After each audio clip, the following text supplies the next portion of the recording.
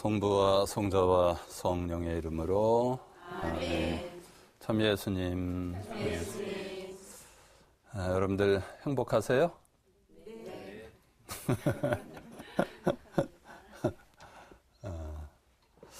오늘 이 시간은 행복에 대해서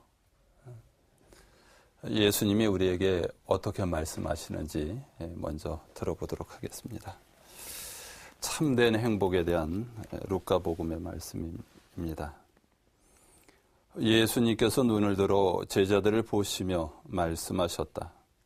행복하여라 가난한 사람들, 하느님의 나라가 너희의 것이다. 행복하여라 지금 굶주리는 사람들, 너희는 배부르게 될 것이다. 행복하여라 지금 우는 사람들, 너희는 웃게 될 것이다. 사람들이 너희를 미워하면, 그리고 사람의 아들 때문에 너희를 쫓아내고 모욕하고 중상하면 너희는 행복하다. 그날에 기뻐하고 뛰놀아라. 보라, 너희가 하늘에서 받을 상이 크다. 사실 그들의 조상들도 예언자들을 그렇게 대하였다. 행복에 대한 예수님의 가르침입니다. 여러분들 인간 만사 세옹지마라는 말 들어보셨어요? 네. 세옹지마 무슨 뜻인지 아세요? 세옹의 말이라는 뜻인데, 옛날 중국의 북방 요새 근처에 점을 잘 치는 한 노인이 살고 있었습니다. 어느 날 이 노인이 키우던 말이 달아났어요. 오랑캐 땅으로 달아나고 말았습니다. 사람들이 위로했습니다. 그런데 노인은 조금도 애석한 기색 없이 태연하게 말하기를, 누가 아오 이 일이 복이 될는지. 몇 달이 지난 어느 날 그 말이, 오랑캐 땅으로 도망갔던 그 말이 오랑캐 땅에 준말을 짝으로 삼아서 데리고 돌아왔어요. 마을 사람들이 축하한다고. 그런데 노인은 별로 기뻐하지 않습니다. 누가 아오 이 일이 화가 될는지. 그러던 어느 날 말 타기를 좋아하는 이 노인의 아들이 그 오랑캐 준말을 타다가 떨어져 다리가 부러졌어요. 마을 사람들이 또 위로하지요. 근데 노인은 또 아주 슬픈 기색 없이 태연하게 말합니다. 누가 아오 이 일이 복이 될런지. 그로부터 1년이 지난 어느 날 정말 오랑캐들이 대거 침입해 들어왔어요. 그 마을의 장정들은 그 이를 맞아 싸우다가 대부분 전사했는데, 이 노인의 아들은 절름발이 얻기 때문에 무사했다는. 그래서 세옹지마란 인간의 행복과 불행은 언제든지 이렇게 교차될 수 있다는. 그래서 너무 슬퍼할 필요도, 그렇다고 너무 기뻐할 필요도, 그렇게 흔들릴 필요가 없다는 이러한 말입니다. 여러분들 행복하다 그러셨죠? 그것도 너무 기뻐할 필요도 없다는 말이죠. 왜냐하면 늘상 행복하지만은 또 않기 때문에. 또 지금 행복하지 않다고 너무 그렇게 내 인생은 왜 이렇게 어두움만 있을까라고 슬퍼할 필요도 없다는 거예요. 왜냐하면은 나름대로의 또 지나면은 또 기쁨의 시기가 찾아오기 때문에 그렇습니다. 이러한 우리에게 오늘 예수님께서는 루카복음이죠.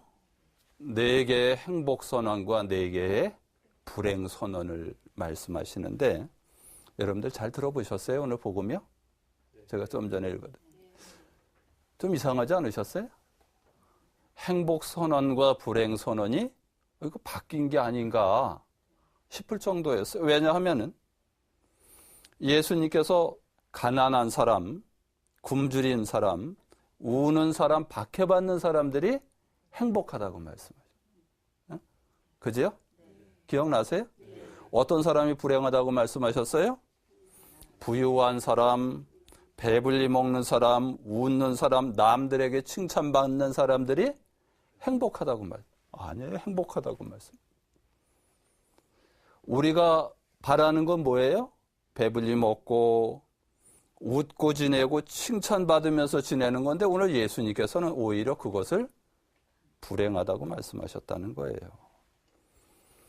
아니 도대체 예수님이 왜 어떤 의미에서 우리가 바라는 것과는 다른 말씀을 하셨을까?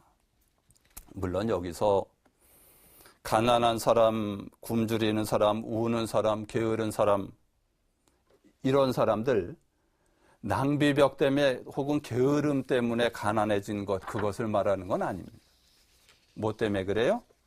하느님을 따르다가 어려워진 사람들 하느님을 따르다가 어려워진 사람들 그래서 가난해지고 박해받고 어려움에 처해도 행복해해야 된다. 왜냐하면 하느님께서 갚아주시기 때문에 그런다. 예. 그러나 부자들 우리가 바라는 나와 있지요. 부유한 사람, 배부른 사람, 지금 웃는 사람들, 모든 사람에게 좋은 말 듣는 사람들, 그거 좋은 건데 하느님 없이 그러한 삶이라면 불행하다는 거예요. 불행하다. 예. 오직 하느님만이 참 행복이라는 것을 이 네 개의 행복 선언과 불행 선언이 우리에게 알려주고 있습니다. 그런데 우리는 신자이면서도 어떤 때는 불행하다고 말씀하신 그쪽을 탐하는 경우가 꽤 있어요. 많은 사람들이 지금도 많은 재산이 있었으면 행복하다고 생각하는 사람 참 많습니다. 여러분들은 어떠세요? 많은 재산이 있으면 행복하다고 생각지 않으세요? 아니, 저는 그랬으면 좋겠어. 권력도 높았으면 좋겠어. 그런데 여기서 중요한 게 있어. 하느님 없는 재산과 하느님 없는 권력은 행복하지가 않다는 거예요. 이거를 염두에 둬야 돼요. 여러분들 하느님의 말씀이 담겨 있지 않은 재산은 남 피눈물 나게 하기 쉽습니다. 부모 자식 간의 관계도 정말 여러분들 아시잖아요.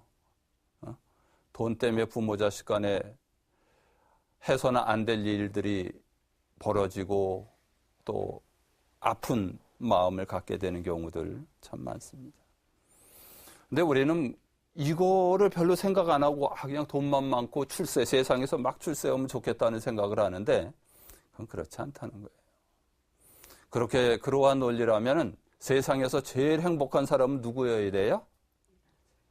재벌들이어야 돼, 재벌들. 재벌들이 세상에서 제일 행복해야 되는데 여러분들 보시기에 어때요? 그래요?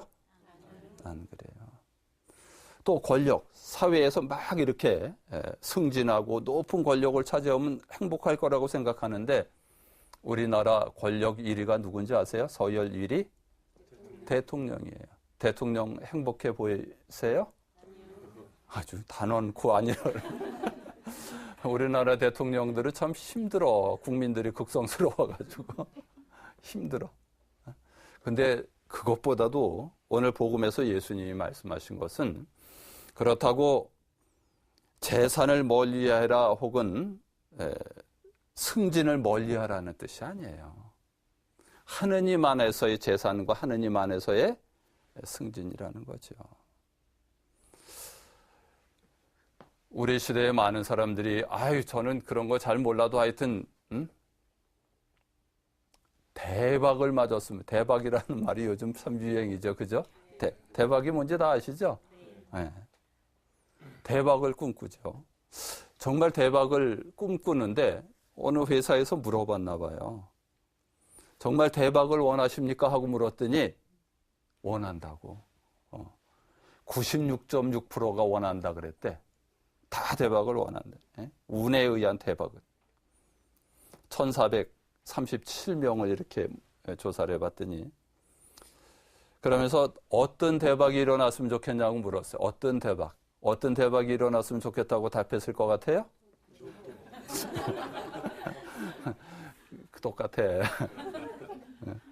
복권 당첨이래. 복권 당첨. 정말 복권, 그러니까 대박을 단번에 이룰 수 있는 방법은 복권 당첨이겠죠. 뭐. 정말 여러분들 생각해 보십시오. 여러분들에게 한 1,000억 이렇게 어느 순간에 대박이 났다. 박이 터졌다. 어떨 것 같아요?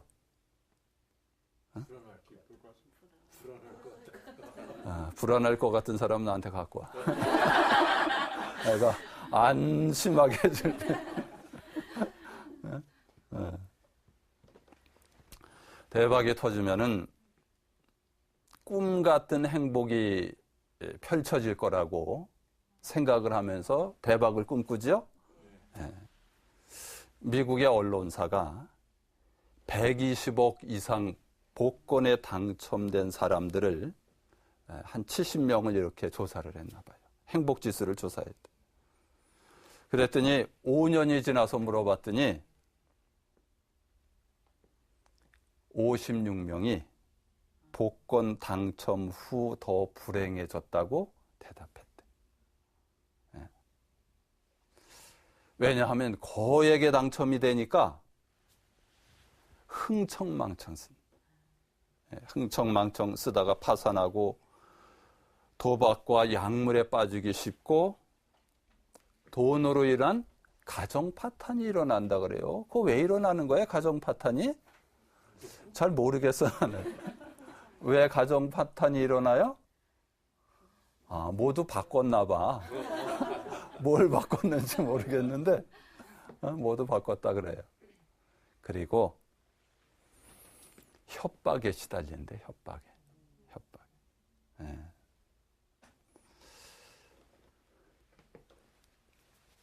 물어봤더니 복권 후 더 행복해졌다는 사람, 이 사람을 또 물어보고 또 추적해 보니까 있더래요. 그래도 꽤 있는데 이 사람들은 어떤 사람들이 행복도가 제일 높았냐 하면은 사회에 꽤 환원한 사람들. 환원. 그리고 어려운 이웃에게 나눔을 실천했던 사람이 더 행복해졌다고 이러한 통계를 본 적이 있는데, 그런데 결론은 이렇게 나왔어요. 복권 당첨을 기준으로 복권 당첨 전에 행복했던 사람은 복권 당첨 후에도 행복하대. 그런데 복권 당첨 전에 불행했던 사람은 복권 당첨 후에도 불행해지더래. 무슨 얘기예요? 대박이 행불행에 별로 크게 도움이 안 된다는 거예요. 사람들이 나의 지금 불행한 처지를 대박이 터지면은 행복해질 거라는 착각을 한다는 거예요. 근데 그건 착각일 뿐이라는 거예요. 왜냐하면은 일시적으로 환각상태처럼 그렇게 변할 수는 있지만은 결국 삶의 행복은 돈에 의해서 좌우되는 것이 아니라는 거예요. 그런데도 우리 시대의 많은 사람들이 돈에 의지하려고 들어요. 돈에 의지하려고 들어요. 오늘 복음에서 예수님께서는 돈에 의지하라고 말씀하시는 게 아니에요. 어디에 의지하라는 거예요? 하느님 말씀. 가난해도 하느님 말씀에 의지하는 사람은 행복하다. 아무리 부유해도 하느님 말씀에 의지하지 않고 돈에 의지하는 사람은 불행하다. 이 말씀이에요. 이것이 행복선언과 불행선언의 요지입니다. 알아들으시죠? 네, 그렇습니다. 그래서 그렇다고 뭐 오늘 복음 말씀을 그대로 알아들어가지고 난 가난해져 있다겠다, 예수님이 행복하다, 그런 의도가 아니에요. 그런 의도. 여러분들 잠언에 보면 참 좋은 말씀이 있어요. 제가 한번 읽어드리면 이렇습니다. 잠언 30장 7절부터 9절의 말씀인데, 저는 당신께 두 가지를 간청합니다. 제가 죽기 전에 그것을 이루어 주십시오. 허위와 거짓말을 제게서 멀리하여 주십시오. 저를 가난하게도 부유하게도 하지 마시고 저에게 정해진 양식만 허락해 주십시오. 그러지 않으면 제가 배부른 뒤에 불신자가 되어 주님이 누구냐 하고 말하게 될 것입니다. 아니면 가난하게 되어 도둑질하고 저의 하느님 이름을 더럽히게 될 것입니다. 그죠?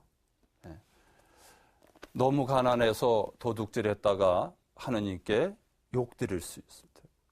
또 너무 부유해져서 교만해져서 하느님이 어디 있냐고 이렇게 돼서는 안 되겠다는 기도를 하고 계시죠? 그렇습니다. 네. 우리 삶의 행복과 불행은 어떠한 부유함 혹은 얼마나 많이 갖고 있느냐, 소유, 또 얼마나 많이 쓰냐, 소비, 얼마나 직위가 높냐, 여기에서 비롯되는 것이 아니라는 거예요. 하느님 안에서의 삶이어야 된다는 거죠. 특히 중요한 게 뭐냐 하면은 소유와 소비에서 행복이 비롯되지 않습니다. 여러분들이 인생을 살아보니까는 언제가 제일 행복하시던가요? 어떤 때? 제가 네? 네? 미사 드릴 때? 뭐 그럴 수도 있죠. 그때 큰 은총 받으면은 예를 들어서요. 무지하게 부자가 됐어. 어느 날 100평의 집에 살게 됐어. 그런데 남편하고 관계가 최악이 돼버려서 어느 순간 행복할까요? 불행할까요? 불행해요? 조그만 집에 사는데 남편과 아주 관계가 좋아. 행복할까요? 불행할까요? 행복해요. 여러분들 자매님들 많으시니까 무지무지하게 잘생긴 남편을 얻었어. 그런데 좀 살다 보니까 이거 바람둥이에다가 아주 고약한 성격에다가 폭행까지 남들은 부럽다 그러는데 관계는 최악이야. 행복해요? 불행해요? 불행해요. 근데 남들도 덜 생겼다 그래. 그런데 아주 잘하고 사이가 좋아. 행복해요? 불행해요? 행복은 어디에서 비롯되는 거예요? 관계에서 비롯된다는 거예요. 관계에서 비롯되는 거지. 그런데 우리 시대에 많은 사람들이 착각을 한다는 거예요. 관계에서 비롯되는 것이 아니고 소유, 얼마나 많이 가졌느냐, 소비, 얼마나 많이 떵떵거리고 쓰느냐, 얼마나 직위가 높으냐, 이 껍데기에서 찾는데 아니라는 거예요. 사람의 행복은 어디에서 비롯된다고요? 관계에서 비롯된다는 거예요. 그런데 그 관계를 잘하려면은 하느님의 말씀을 실천하는 사람이어야 된다는 거예요. 하느님을 아는 사람은 관계를 잘할 수밖에 없어요. 그죠? 관계를 잘. 하느님을 모르고 돈만 알고 권력만 아는 사람이 관계를 잘해요? 못한다는 거예요. 그거는 못하게 돼 있어요. 네. 아무리 재산이 많고 직위가 높아도 하느님과의 관계, 사람과의 관계가 제대로 정립이 되지 않으면은 지옥인 거예요. 100평의 집이 외로움 덩어리가 되는 거예요. 그렇게 되게 돼 있어요. 이러한 아주 재미난 이야기가 있는데, 우리나라 개화기 아시죠? 개화기 시절에 있었던 이야기인데, 아주 신학문을 배운 아주 신식 부부, 참 말이 그렇죠. 신식 부부라는 말이. 세련된 양장을 입고 집안의 모든 가구는 전부 신식으로 갖추고 정말 배운 것도 많은 아주 보기 드문 인테리 부부가 있었어요. 또 바로 옆집에는 대조되게 대가족이 함께 사는 구식, 말 그대로 구식의 가족이 있었어요. 가난한 가족이 있어요. 여러분들 생각하기에 신식이 행복할 것 같아요? 구식이 행복할 것 같아요? 상관없어요. 지금 물어보는. 신식이 행복할 것 같아요? 구식이 행복할 것 같아요? 일반적으로 신식이 행복할 거라고. 왜냐하면은 많이 배웠지, 잘 갖췄지, 그죠? 직위도 높지. 그런지 안 그런지 한번 들어보시죠, 그런데 이 배운 것도 많고 가진 것도 많은 남부러울 것 없는 이 부부는 저녁만 되면은 큰 소리가 집에서 나는 거예요. 큰 소리. 싸우는 소리죠. 그칠 날이 없습니다. 남편이 집에 들어오는 시간이 되면 소리가 나기 시작하고 다툼이 시작해요. 어쩌다 조용한 날은 남편이 안 들어온 날이야. 왜 또 놀래서 웃는 사람들이? 말 그대로 냉기가 도는 그런 분위기의 가정이죠. 근데 옆집은 맨날 시끄러. 웃고 떠들고 하는 소리가 웃음꽃이 그치질 않네. 가난한데 식구도 많아. 그런데 늘 화기애애한 거예요. 동네 자랑거리, 저 집은 참 행복하게 산다고. 하루는 이 젊은 부부가 옆집에 나이 든 할아버지를 찾아갔어요. 그리고 무릎 꿇고 가르침을 주십시오 하고 청했습니다. 어르신, 어떻게 하면 화목하게 살 수 있는지 비결 좀 가르쳐 주십시오. 할아버지 깜짝 놀랐어요. 무슨 소리냐고. 응? 저보다 배운 것도 훨씬 많고 정말 가진 것도 많으신 분들이 그리고 젊은 분들께서 저에게 무슨 가르침을 청하시냐고. 손을 저으면서 이 찾아온 부부가 하도 간청합니다. 그래서 이 할아버지가 비법은 뭐가 있겠습니까? 있다면 우리 집에는 모두 자기를 탓하는 바보들만 삽니다. 이렇게. 그러면서 며칠 전에 있었던 이야기를 이렇게 꺼내시더래요. 우리 집에는 어린 며느라기가 있는데 아침에 할머니가 솥에 쌀을 안 치고 며느라기한테 불을 떼라고 이러고 이제 텃밭에 잠깐 나가셨나 봅니다. 며느리가 어리니까 별 생각 없이 이제 불 이렇게 떼우고 놀고 장난하고 이러다가 깜짝 놀란 거예요. 왜 놀랐냐면은 어디서 밥 타는 냄새가 막 나는 거예요. 솥뚜껑을 열어보니까 이 새까매. 새까매. 반도 더 탄 거예요.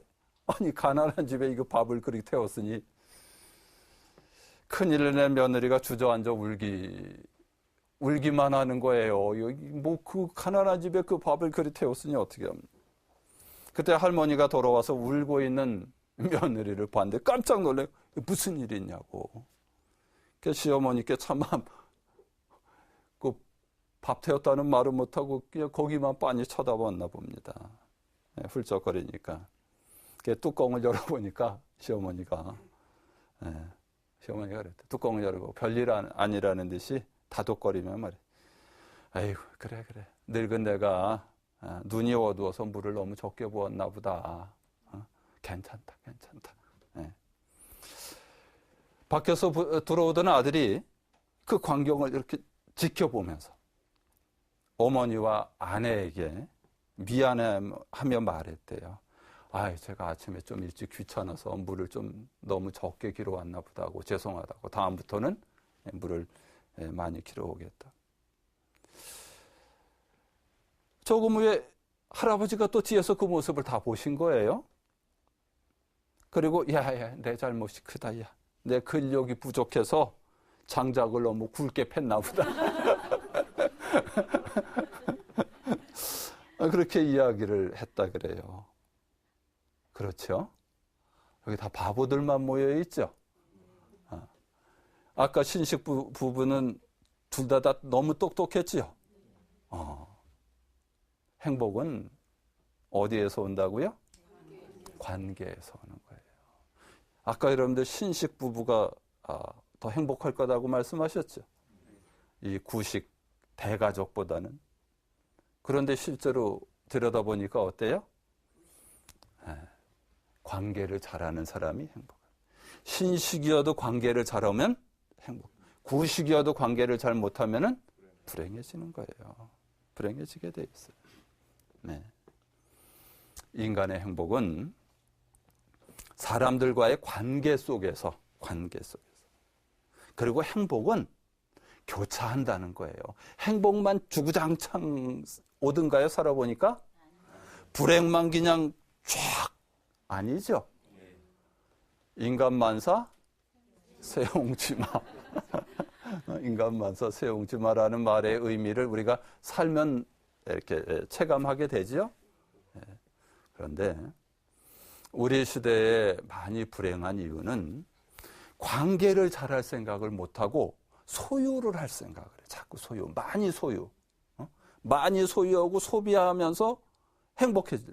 그러니까 자꾸 돈 하는 거예요. 심지어 애들까지 그래요. 애들은 누굴 보고 배운 거예요? 누굴 보고 배웠어요? 난 안 키워봐서 잘 모르겠는데. 부모를 보고 배우는구나. 아이, 그런 말 좀 하지 마세요. 오늘 예수님께서 말씀하시잖아요. 참된 행복은 돈에서 오는 거 아니라고. 아무리 돈 많아도 소용없다는 거예요. 참된 행복은 하느님을 아는 것. 하느님을 알면은 하느님을 사랑하고 이웃을 사랑할 수 있고 또 하느님 말씀에 실천은 관계를 잘하게 돼 있어요. 잘하게 돼 있어요. 그리고 제가 돈에 대해서 좀 많이 좀 부정적인 면을 많이 이야기했죠? 아니에요. 돈으로 아주 잘할 수 있는 방법이 하나 있대. 뭐냐 하면은 관계를 잘할 수 있대, 돈으로. 돈으로 어떻게 관계를 잘할 수 있어요? 베풀면. 정말. 돈으로 정말 잘할 수 있는 게 베푸는 거죠. 그래서 광에서 인심 난다는 말 아시죠? 돈으로 할 수 있는 게 많아요. 하느님께 감사드릴 수 있죠. 어려운 이웃을 도울 수 있죠. 부모에게 효도할 수 있죠. 형제에게 우애를 나눌 수 있죠. 어려운 사람에게 희망을 줄 수 있죠. 그런데 뭐가 문제냐 하면은 돈 가지고 내 욕망만을 채우려고 하면은 남들에게 피눈물 나게. 부모 자식 관계도 어긋나기 쉽고 뿐만 아니라 형제지간에 고륙상잔이라고 들어보셨어요? 여러분들 요즘 자주 보시죠? 그 지경 나는 거예요. 그러면 불행하다는 거예요. 오늘 예수님 말씀이. 아무리 부유해도 그렇게 되면은 불행하다는 거예요. 오늘 예수님께서 우리에게 참된 행복과 불행에 대해서 선언을 하고 계시는데 참된 행복은 하느님을 아는 거예요. 정말 하느님을 알게, 내가 하느님을 알고 자식이 알고 남편이 알고 이웃이 알면은 빈부의 차이가 없이 모두가 행복해지는 거예요. 그러나 하느님을 모르면 빈부에 상관없이 모두가 불행해지는 거예요. 그래서 오늘 예수님께서는 우리에게 참된 행복은 하느님을 아는 것, 그리고 하느님의 말씀을 실천함 속에서 더욱 풍요로워요. 하느님을 아는 속에서의 재산과 권력은 성스러운 권력이 되고 성스러운 재산이 되는. 왜냐하면 거룩한 일을 많이 하고 하느님의 뜻을 실천할 수 있기 때문에 그렇습니다. 아마 여러분들은 다 신자들이시고 그래서 정말 하느님 안에서 재산을 어떻게 쓰고 또 어떻게 행복해지고 어떻게 관계를 잘하는지 충분히 잘 아시죠? 아마 그래서 처음에 제가 물었을 때 행복하다고 이렇게 답하셨으리라고 생각됩니다. 그래서 여러분들의 그 행복한 삶이 주변에도 이렇게 널리 퍼져나갈 수 있도록 함께 노력해 주시고 또 정말 매 순간순간 그 행복한 삶이시기를 바랍니다. 오늘 마침 이것으로 마치고 마침 기도하고 광복 드리도록 하겠습니다. 성부와 성자와 성령의 이름으로 아멘. 영광이 성부와 성자와 성령께 주님께서 여러분과 함께 선호하신 천주 성부와 성자와 성령께서는 여기 모인 모든 이에게 강복하소서. 성부와 성자와 성령의 이름으로 아멘. 수고들 하셨습니다.